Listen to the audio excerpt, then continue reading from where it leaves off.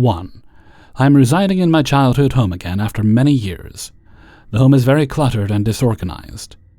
When I was a kid, I would go outside and meet another girl who always seemed to hang around in my yard. We would play games and talk and pick flowers and investigate down the ditch behind the house. I never found her odd, but her name was odd, Jane. She always dressed the same, and I asked her if she has other clothes. She would say yes, but they were all the same.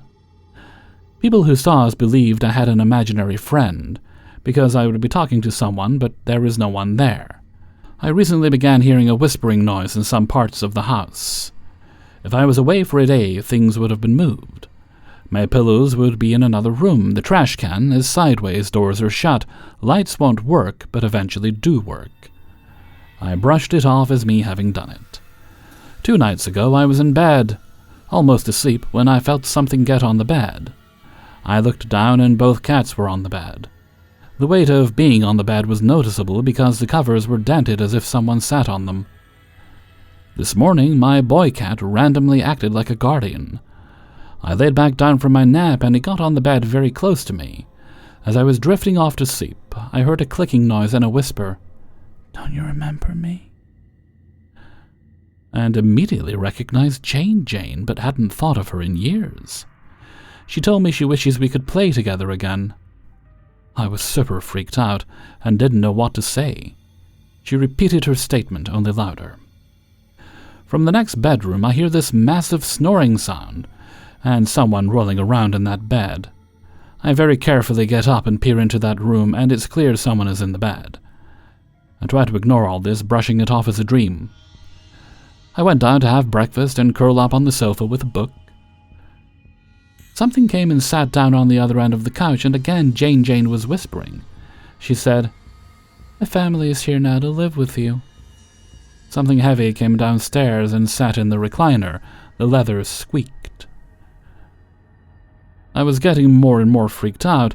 I started pinching myself to see if I was dreaming. I wasn't. Jane whispered that her brother will be home tonight. I spent the day occupying myself with tasks, trying not to think about what is happening, to remain skeptical. About 6:30 p.m., there was a knock at the front door. I went to open it, and Jane was right behind me, incredibly excited, saying, "He's here, he's here." I heard what sounded like a wheelchair coming up the sidewalk. There was a weird shimmer in the air. Jane said that he had been very sick, but that he would be home with us now. None of them materialized. I just felt like I was trying to look at them and my eyes could not stay focused and sort of slide away. I calmed myself down and started asking questions. Who are you? Where are you from? What do you want? And those sorts of things. I did not hear a reply. At this point, I'm absolutely shaking in fear. I hear a sound that reminded me of my mom's dead husband when he used a walker. I bolted upstairs and shut my door and lit candles and tried to reason out what was going on. Was this a fever or something more worrisome? I slowly got more and more tired and went to sleep.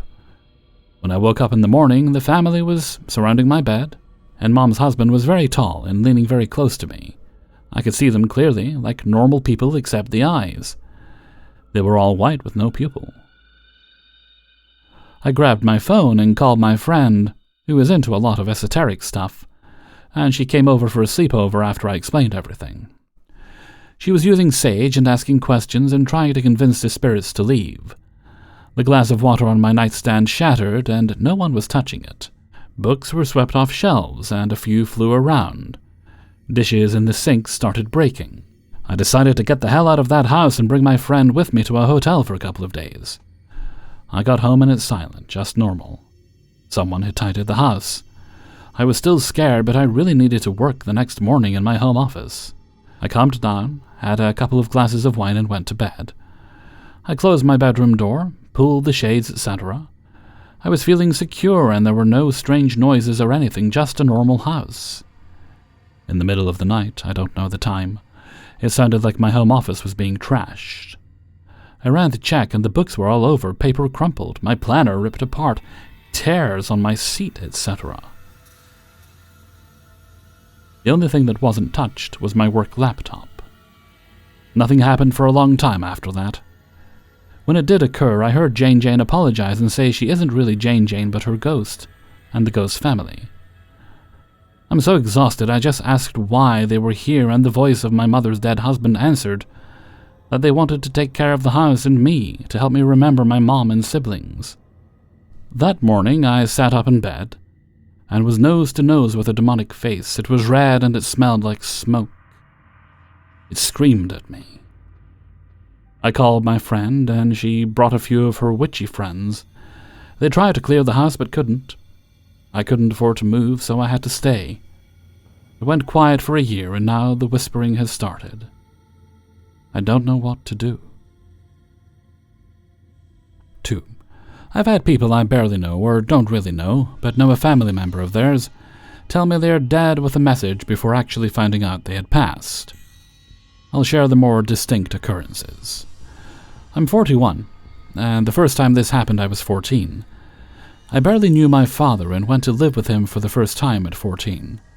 He lived in another state near my paternal grandfather, who I met for the first time ever after moving out to my dad's. A week after moving out and meeting my grandfather for the one and only time, I had a very vivid dream that I remembered as I walked to school. Everything was black around my grandfather, laying on a white bed. He sat up, and suddenly we were in my dad's living room, where I slept on a pull-out couch. He gestured for me to follow him down the hall, and disappeared into my little sister's room, who was 6 and my stepmom and dad's daughter that lived with my dad full-time. After school, I was picked up by our neighbor that informed me my family wasn't picking me up because they were dealing with my grandpa's death, who had passed in the night. They must have found him that morning and contacted my dad after I left for school. He died in his bed. Him and my little sister were close. I believe the dream was mostly a goodbye to her. Another time in my 20s, my boyfriend got a phone call from his family to come to the hospital because his great-uncle, who I had never met, was in serious condition. As my boyfriend started getting dressed and situated to leave, I was sitting on the edge of our bed when for the first time I had this happen wide awake. I saw and heard his uncle in my mind tell me to tell my boyfriend that it's okay, don't rush. He's already passed, and wished him a goodbye. Then the uncle, who I knew nothing about, let me know to tell my boyfriend he's still wearing his hat. It turns out his uncle always wore a baseball cap, and this part of the message let my boyfriend know it was really him sending a message through me. Within a minute of relaying this to my boyfriend, we received the phone call. More recently, I dreamt of an ex-boyfriend's mom who I had no idea passed. A different boyfriend from before, the boyfriend in the last story, whom I'm still with. In my dream, I ran into my ex, who was drunk and clearly not thriving in life. I decided to go to his family's house. I think maybe in the dream, his family was looking for him, if I remember correctly, and I just somehow knew. His mom was alone at the house and let me in. I asked to use the bathroom, and when I went under the sink for something, the earth was exposed with her bones. It didn't feel scary. I quickly came out and addressed her with my realization she was dead. She said yes, and you know, something I did not yet know in awake life. And then I also realized that was why my ex was not doing well and isolating from his family. It took me a few months before I gained the courage to contact my ex, but I felt his mom giving a strong, pressing urgency over me to do it. He was grateful and said no one had really checked on him since her passing. I believe the message was for him to stay connected to family. He is Indigenous American and had left the res and stopped talking to his grandma who lives on the res. I've also seen ghosts, spirits, bright and dark entity things without messages. The thing is, whenever I try to look for anything similar to my experiences or learning someone passed before officially knowing online, I don't ever see situations where the person learns of the other's death before the others find out, or is announced by dream. Is usually they get messages from someone they already knew was dead. I didn't believe in anything after death when I was younger, until it became unexplainable how I can know these things. It's like my experiences are coming from built-in proof. I lost my little bro when I was in my 20s and got no messages from him. I think I have to have some connection, but not be so close where there are strong emotions in the way, maybe. 3. So my girlfriend and her friends invited me to stay at a small cabin Airbnb in the Appalachian Mountains near Seven Devils. The idea was just to go up there to enjoy some snow tubing, and then some light drinking, hot tub, and board games in the cabin afterwards.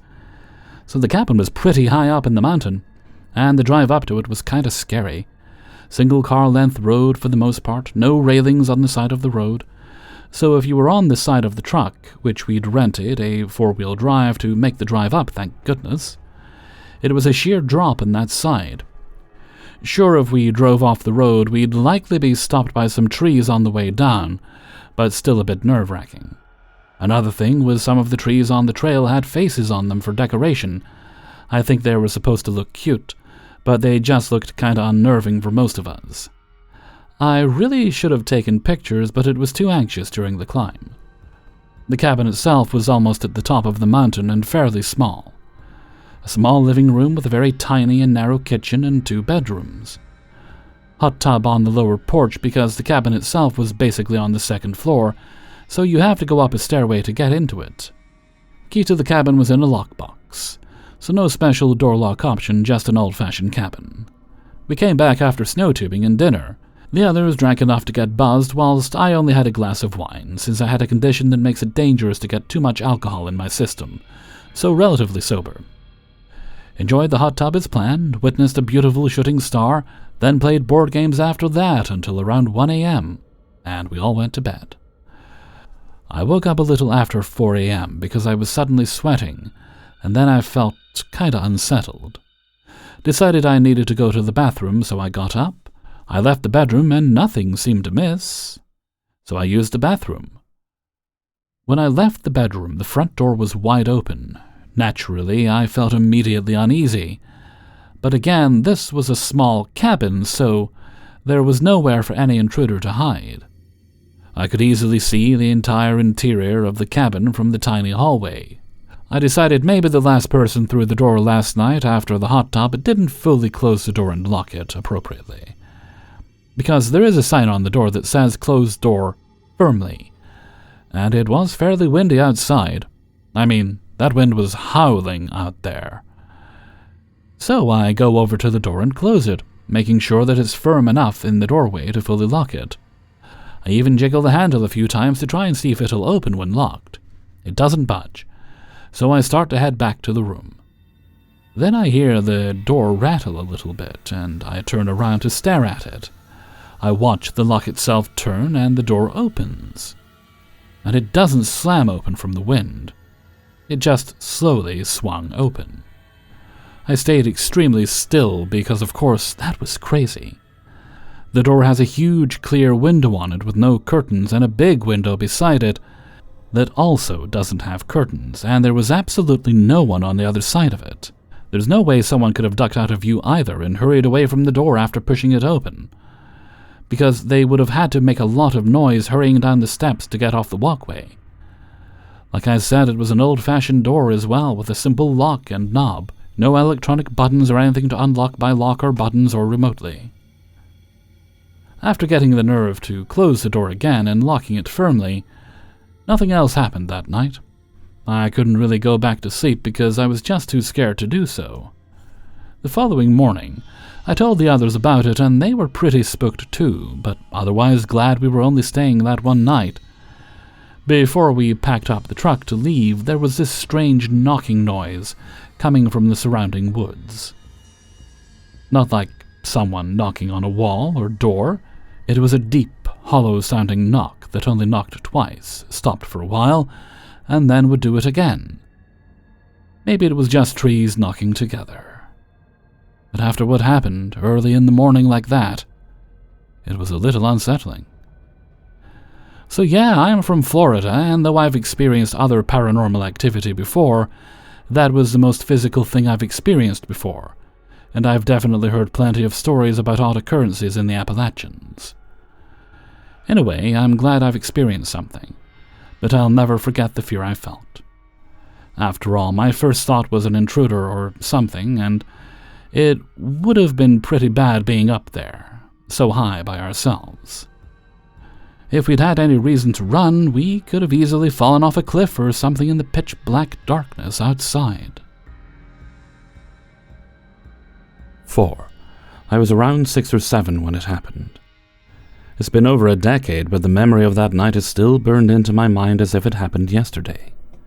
No exaggeration, this was real, I know what I saw, and to this day I have no explanation for it. It all started with a horror movie. I don't remember the title, but there was a particular scene that unsettled me. I had watched it in the morning, but later that evening, while flipping through channels, I stumbled upon the same scene again. I wasn't scared yet, but a strange uneasiness lingered. That night I went to bed as usual. My mom and I shared a bed back then, and right behind my head stood an almirah. In front of the bed was a mirror, perfectly positioned to reflect the almirah if I happened to look at it. The room was dimly lit, just enough to make out shapes in the darkness. To help you picture it if you've never heard the term before, an almirah is essentially a wardrobe. I don't know what time it was when I woke up, but it must have been around 2 a.m. That eerie silence filled the air. The kind where everything feels off. I lay there, staring at the ceiling, an inexplicable unease settling over me. Then I heard it. A creaking sound. At first I brushed it off as wooden furniture settling, but then, in the mirror's reflection, I saw it. The almirah's handle was moving, slowly, deliberately. My entire body froze. I was wide awake, and I knew what I was seeing was real. I wasn't dreaming. The handle twisted all the way, and the door creaked open, just enough for a sliver of darkness to spill out. And then, nothing. The door stayed open, but something changed. The air felt heavier, like the very atmosphere in the room had shifted. I was too scared to move, too scared to even breathe too loudly. I wanted to wake my mom, but I couldn't. I felt like if I moved, whatever was there would notice me. Minutes passed. 5, maybe more. It felt like forever. Then, just as slowly as it had happened, the almirah door began to close. Not with a slam, not with a rush of wind. It closed the same way it had opened. Controlled, deliberate, purposeful.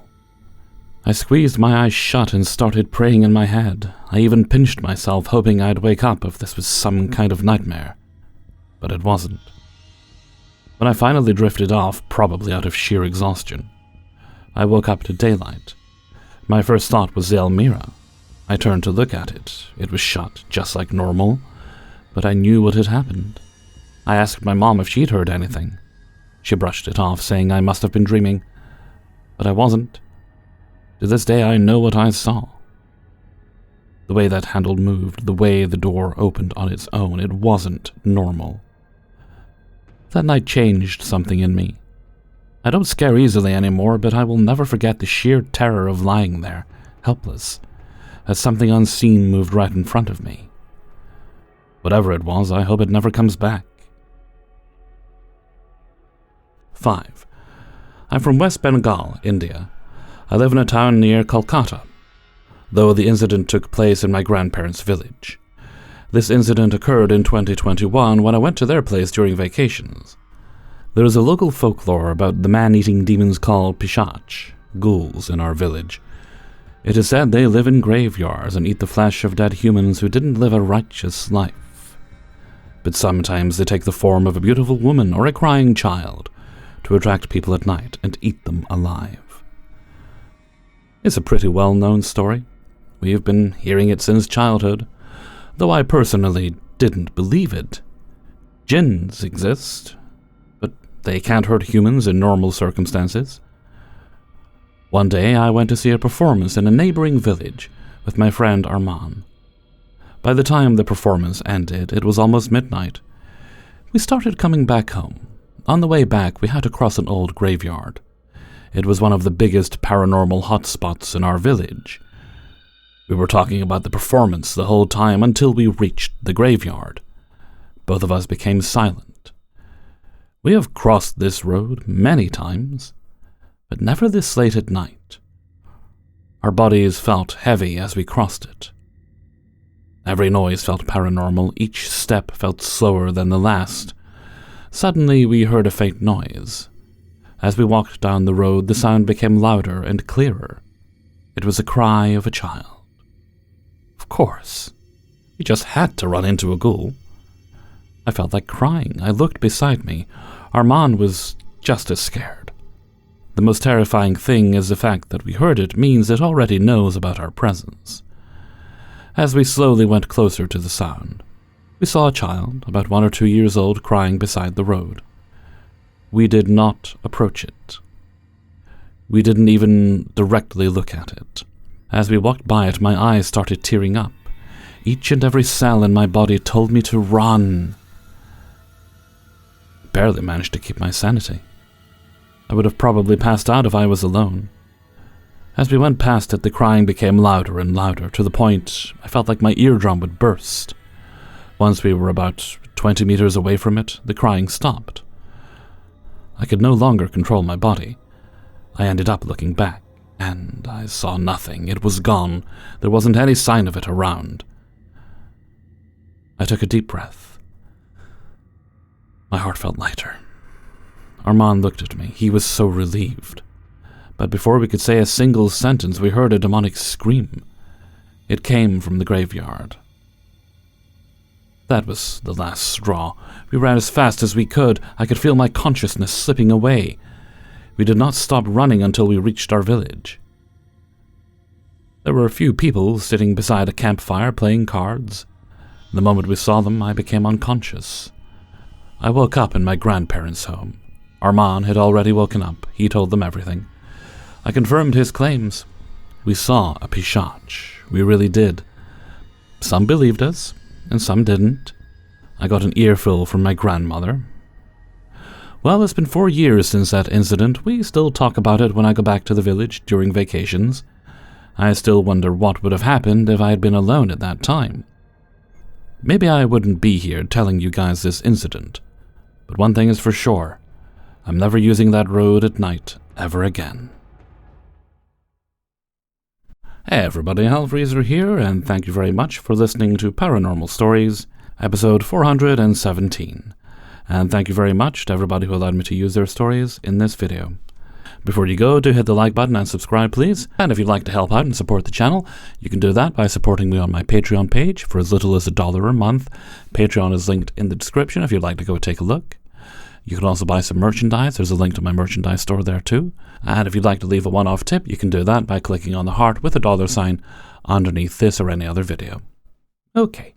Don't think we have any other bits and bobs today, so let's move on to Hellfreezer's question of the day. And today's question is: bad habits in the kitchen you know you should probably stop. Like, for example, I like using a metal turner on my frying pan, which is probably why I have to buy a new one every year. I just bought a new frying pan recently, so I've resolved that tonight, if I get my work done quickly enough, I'm going to head out, and because the store I bought the frying pan from does have silicone utensils as well, and I'll pick up a silicone one so it doesn't scrape up the bottom too quickly, even although the metal one is way, way better. Why don't you share some of yours in a comment below? Maybe you're someone that puts oil in the water when you're cooking pasta, which is just a waste of oil. I did that for years because I was just taught, oh, that's how you do it, until I realized through watching smarter people than me that, oh, that literally makes sense because it's going to do nothing. If you're going to put oil in pasta, wait until it's cooked and you've drained the water off and then use it as like a finishing oil or something. Anyway, comment below if you feel comfy sharing. Okay. And before we go, let's take a look at the answer of the day from a previous video. And this one came from Paranormal Stories 416, and it was about when you're watching horror content, do you like it in long form, like a TV show, or shorter form, like a movie, like an hour and a half, 2 hours long? Today's answer comes from Grey Warden Invasion. I love to watch horror movies, but I've never watched a horror TV show. Beyond Belief doesn't count because those are several short stories. I think with a series I would take way too many long breaks in between episodes. I imagine it would be pretty much like watching a playthrough on YouTube. I'm currently watching Silent Hill 2. It's been 4 months and I'm only 5 parts in. And there are also others that have added to my watch lists even longer ago, and I haven't continued watching them in weeks or months despite still being interested. I just mentioned Silent Hill because it could be classified as watching a horror series. Thank you very much for your answer, Grey Warden Invasion. And with that, I'm going to head off for now, so until next time, thank you very much for listening, and take very good care of yourselves.